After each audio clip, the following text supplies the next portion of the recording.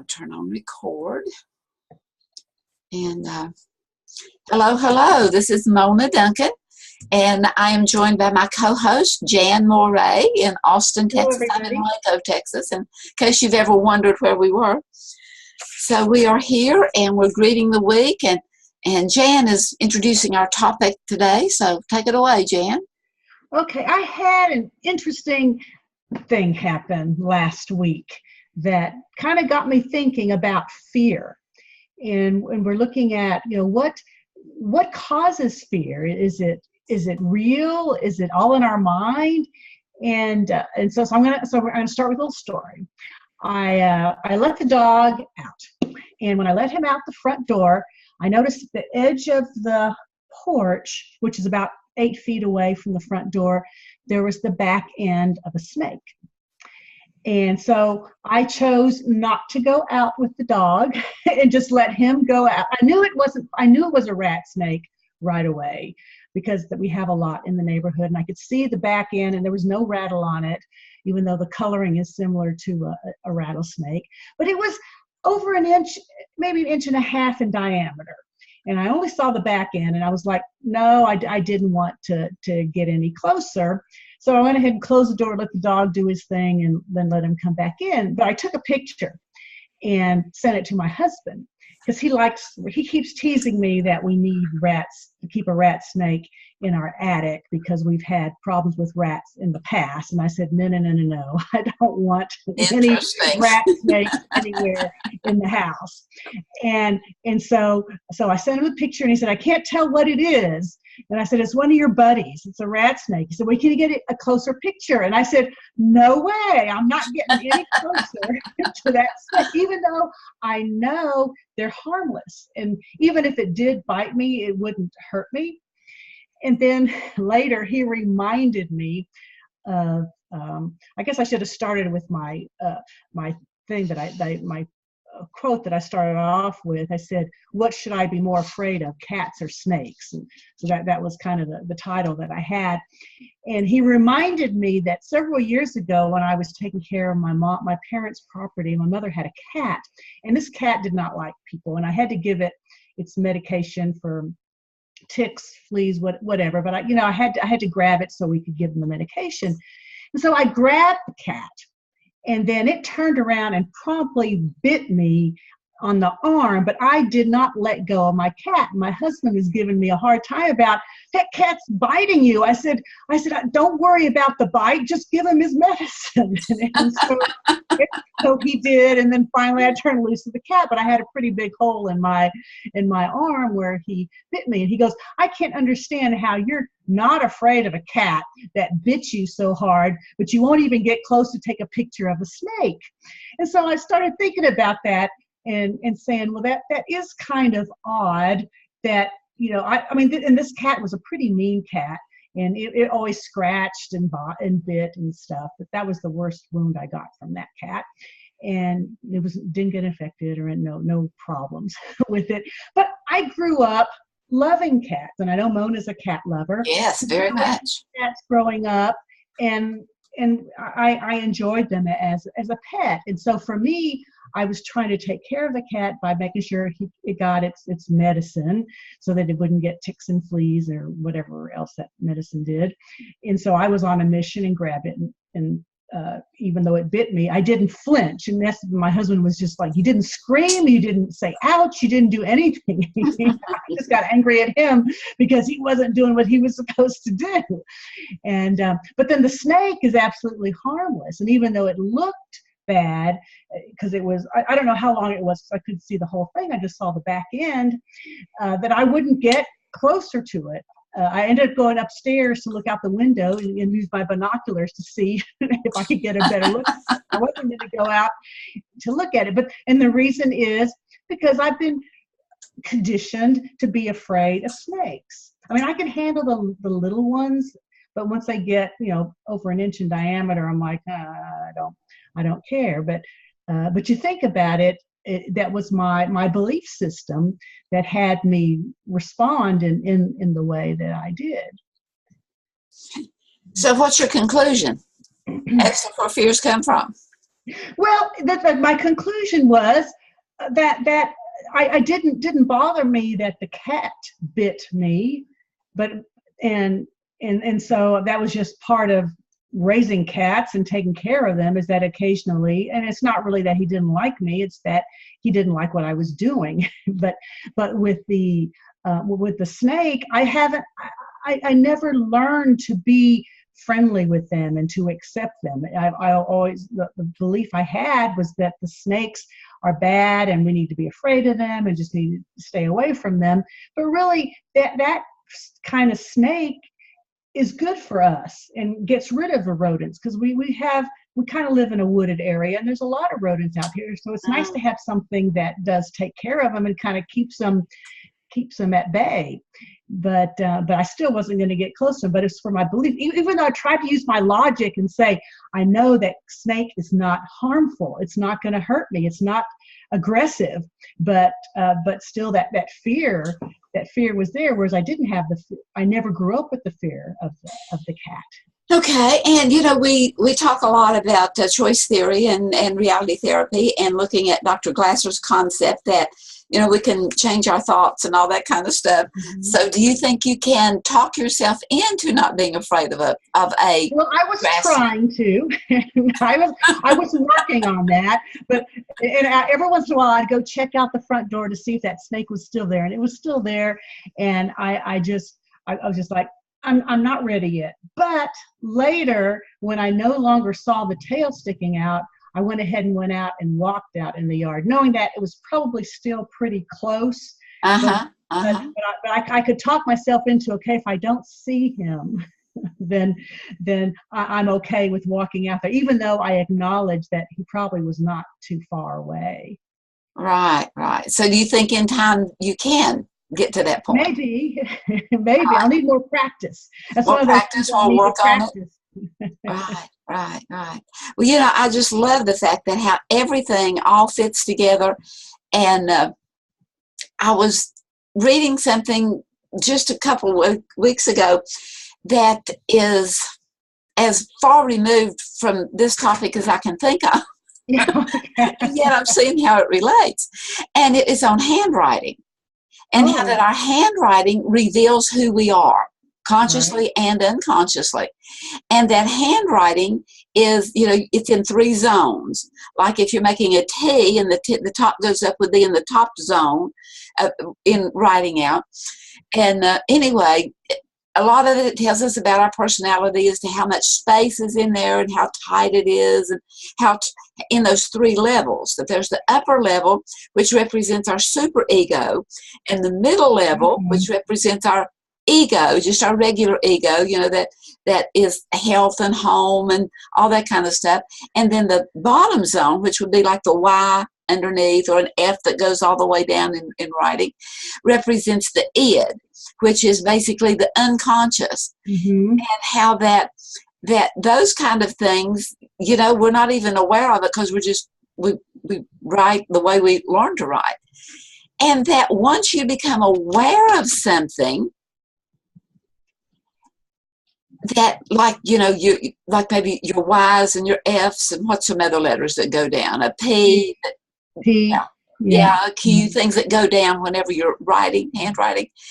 That if you're aware of the fact that you're unconscious of it, or if there's a lot of fear there, or so whatever, if you consciously make it larger and consciously, or that it begins to work with your unconscious, which kind of goes back to the fact that Dr. Glasser always didn't give any credence to unconscious as a whole, because he said, if you don't know about it, why worry about it?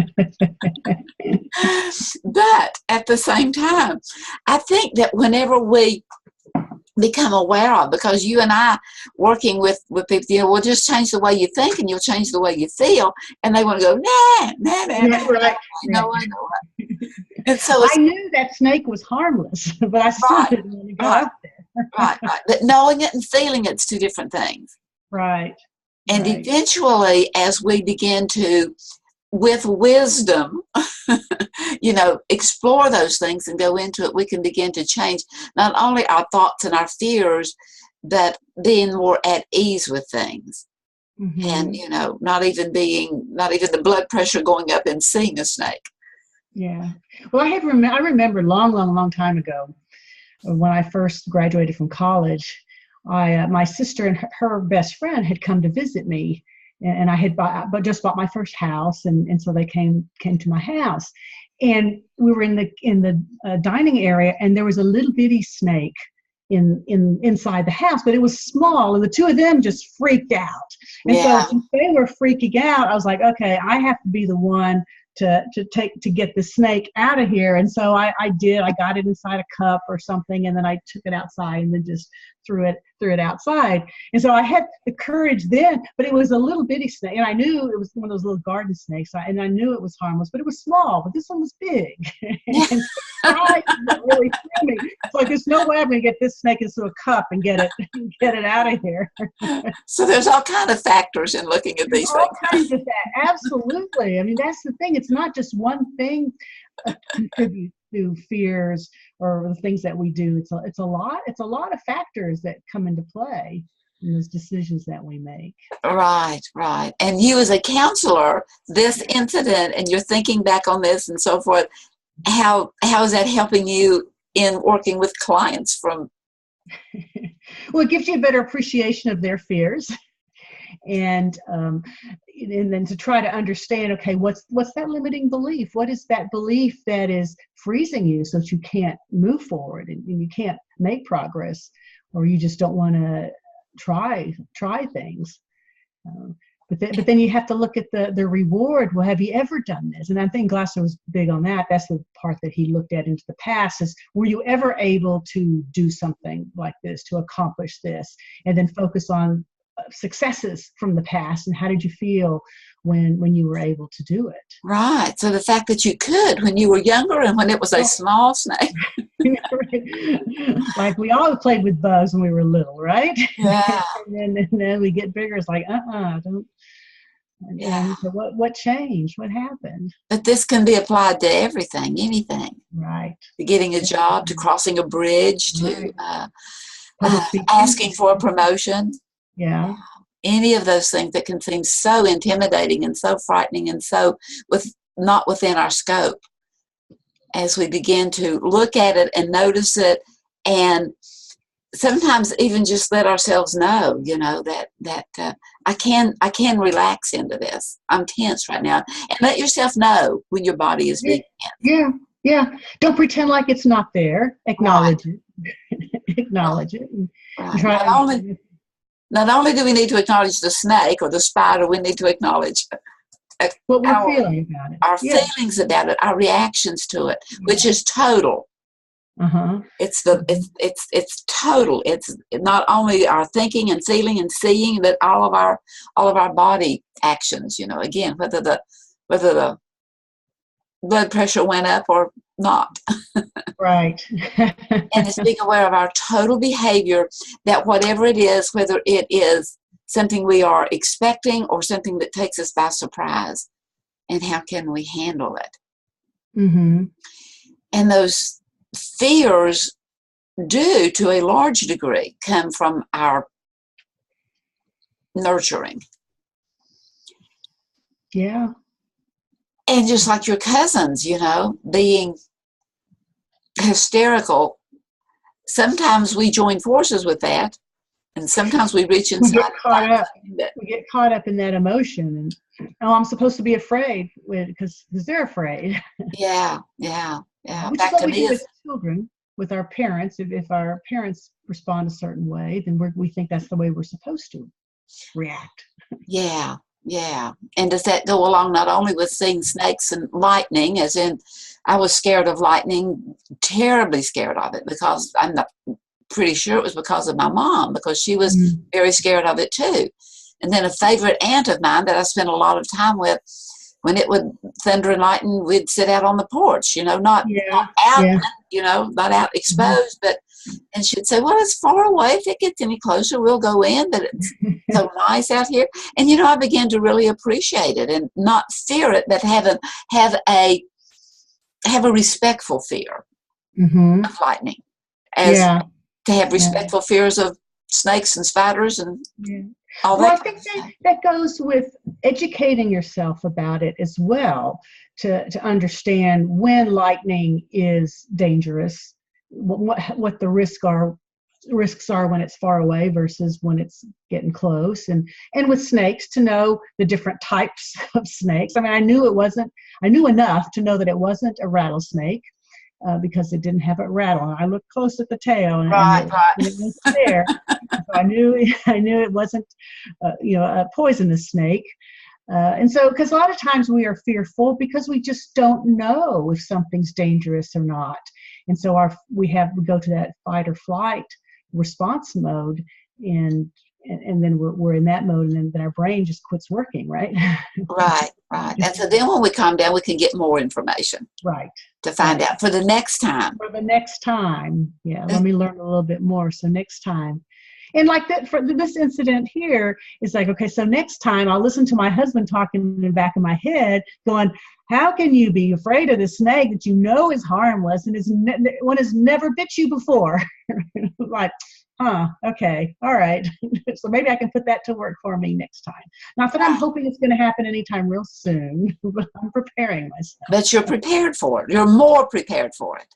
Yeah. And so, again, this is basically the same type of preparing ourselves for things, even if it is someone that's very sarcastic with us, or if it is a coworker that is so bossy and we want to, begin to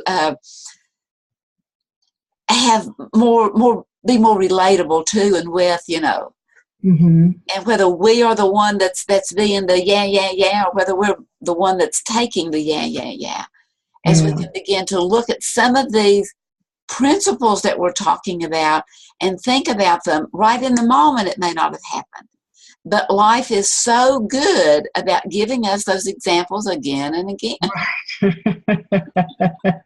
And if we haven't learned from them, we keep responding the same way, we got to step back and think, hey, maybe it's sending us a message that we Right, need to find something good about this. right. Find something good about it, or at least get some more information into how to handle it. Yeah. Yeah. And because we don't know what we don't know. And it's Mm. okay to not know it, but it's not okay to keep on not knowing it, That's especially if right. it is. Once you're aware that you don't know what you don't know, then shame on you if you don't learn something about it, right? Exactly. And that goes for communication, for health, for everything. So back to learning what we learn as children. I was in a situation one time where this lady was mandated by court, that she come to my classes, and she was there, but she rocked constantly, just this constant rocking. And I did as much as I could to not let it bother me or distract me, but it was a little distracting. And anyway, in some counsel sessions, I talked with her about it, and she said she just couldn't help it. She said her whole family rocked, everybody rocked. And so I, talked about, can you control it? And she would sit in counsel, she would sit kind of rigid, and it just got so rigid for her that she just couldn't not rock. And so we talked about it for several times, and different sessions and stuff. And I got to the point that I thought, you know what, maybe with her it really is, legitimately is one of these things that you just can't help. And so anyway, time went by, and she went to court. She wanted to get her children back. And she was in court, and whenever the court case was in, she came back to the office, and she was so excited. She said, well, how did things go? She says, well, they didn't deny me, but it's still in process, but I think I made a good, that they was understanding. They were more lenient toward her, and they was going to give her supervised visitation. Yeah. And so we were talking, and she looked over at me, and she even grabbed my hand. She said, and I didn't rock. I said, you didn't? And I just applauded her for that. And I said, were you aware of the fact you weren't rocking? She said, yes, I thought I didn't want them to think I was crazy. Okay. And you see, when there is something that is more important to us than what we have thought I couldn't conquer. Yeah. Yeah. we are more in a position to conquer it. Even if we've said no to it all along. Her children and having visitation rights with them was much more important than the fact that I can't help rocking and that my whole family rocks. Yeah. And Yeah. so then we talked about the, rocking in another way. You can, we can really rock, but we won't sit there emotionally going back and forth. And, that's a great story. That's a really good story. Yeah. And then because there are different. I mean, because I have very nervous mannerisms, and people have commented about me about that, and I think about, well, that's just the way I am. I guess I'm nervous. I don't feel nervous, but it shows in my body language that I'm fidgety and moving around, and so I'm starting to become a little bit more aware when I speak to kind of cut down the motion. I know it's distracting to some people, so I'll try to cut it down. Right. And it's kind of back to the, extrovert, introvert, in that a person that is an introvert can be real antsy in crowds.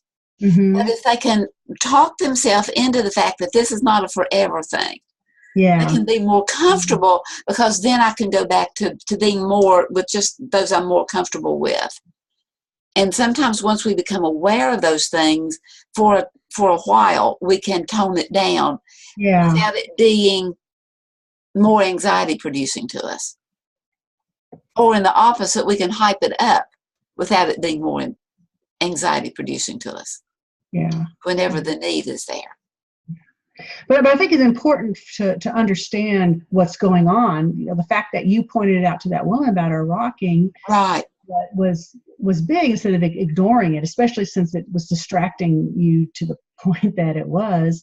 That it's good for someone to bring something up to your attention, so that you can decide, well, is that something that I'm okay with, or do I want to do something about it? And then she, at the point when she thought that they thought she was crazy by rocking, she wanted to do something about it. She was ready to right. And I don't know what she is now. I haven't seen her. It was just a, Did you have any other 6-month encounter there. Did you have any other sessions with her after that? Yes. And she was just doing really well, and even noticing her around, and she would still come to classes and stuff. And she was just a whole changed person. It wasn't just that one thing, or maybe it was. Maybe that was where the light came on, that she began to see that, if I do have that power to do that, then you do. And if sometimes we just need to be given permission, or give ourselves permission. Just to give ourselves permission. And I think about that, to me, a lot. As a matter of fact, whenever I was learning how to use Zoom and set it up, I went through a little of the EFT tapping, before and that setting this up, it's just foreign to me. For one thing, that little thing up there where you want to add guest, is white it out until you just blank on it, and then it pops up. And I didn't think about trying to write on something that wasn't even there. But anyway, I'm comfortable with this. It's out of my zone, but I'm comfortable with it. And just kind of letting ourselves know that, because I've mentioned this before, and I do not remember who said it, but I absolutely love it, that the more we push ourselves into an area of discomfort, the more comfortable we become. But that is in anything. Oh, yeah. Whether it is for self-improvement or whether it's for self-destruction. Oh, right, exactly. Oh, yeah. The more we push ourselves into having more chips and another piece of cake, the more comfortable we become in having more chips and another piece of cake.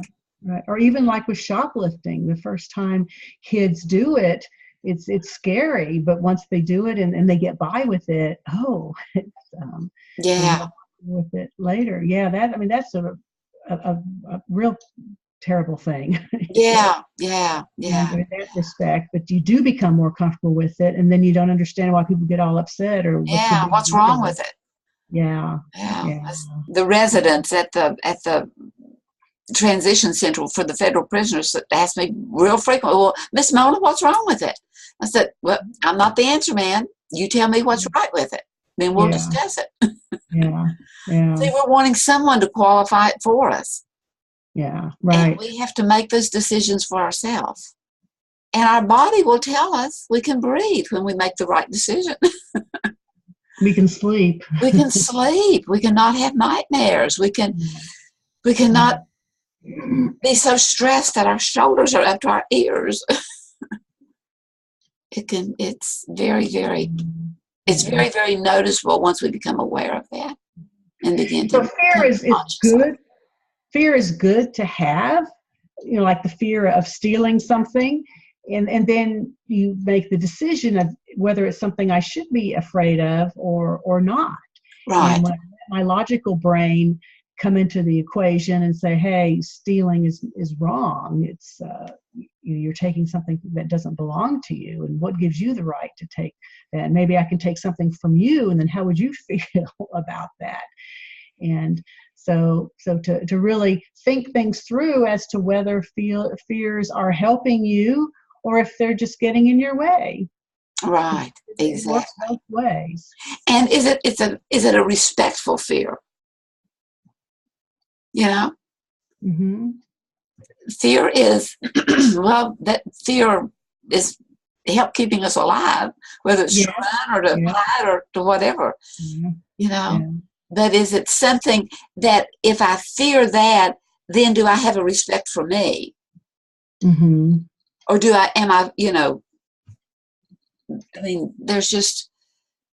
a sacred fear, there's a respectful fear, which is, and then there's that fear of, well, it's that false bravado.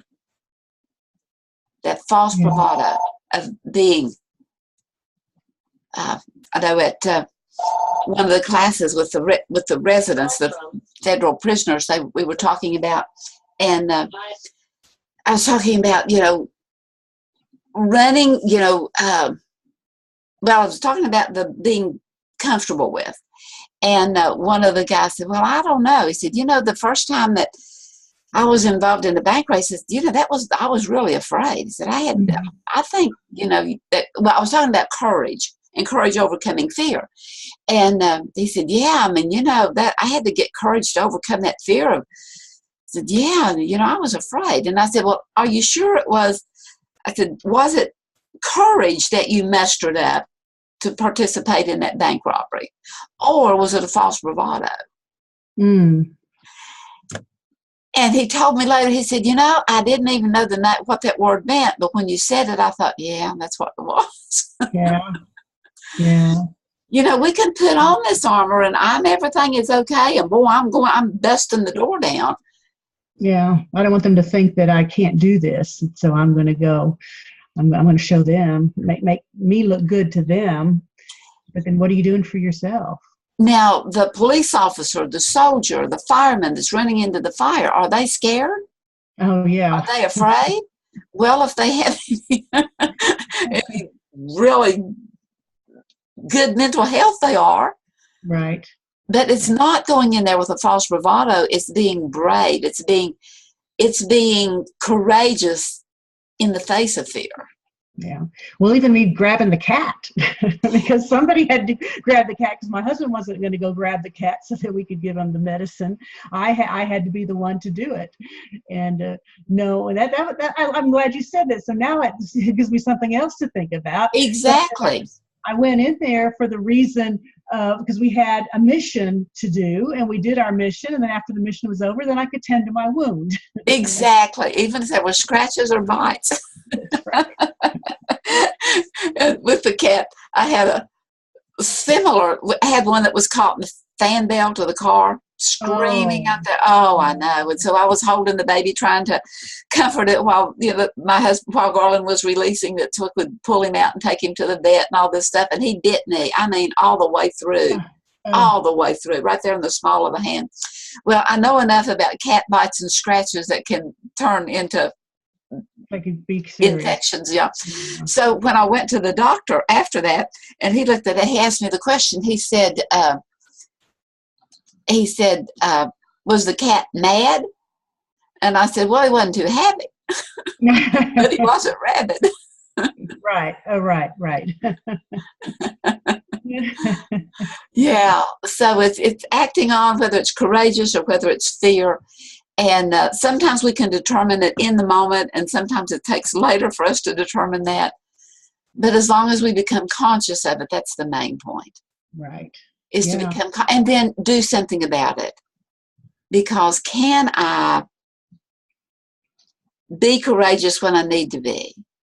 Can I step up to bat when, and there's just a lot of factors there. Yeah. Yeah. A lot of things to think about. And, but it's good to take a minute and try to understand, why did I do that? What are all the factors that are involved there? And are there any of those that I want to do something about? And sometimes there are, and sometimes there aren't. And like, I just want to rock. All my family rocks, so I rock. But then when she was ready, she looked at that behavior and said, okay, it's time to change it. I'm ready to change it now. I have enough that I can do it. Right. Enough information and enough encouragement, enough reason to. Right. Yeah. So I'll let you know the next time I see a rat snake what I do. Are you going to pet it? No, I don't know about that. No, you're pushing me too fast. You're not going to do anything rash, are you? I just going to get close enough to get a little better picture. That's it. Right. Well, thank you for those that have joined us by phone or by Zoom, and for those that are looking later, we appreciate you being with us, and we trust that this gave you a little thought so that the rest of your week can be even better than last week was, and today was, and that your life will just continually get better and better and better as you think about what you think about. So thank you, Jan. Thanks, Mona. Thanks, everybody. And we'll see you next week.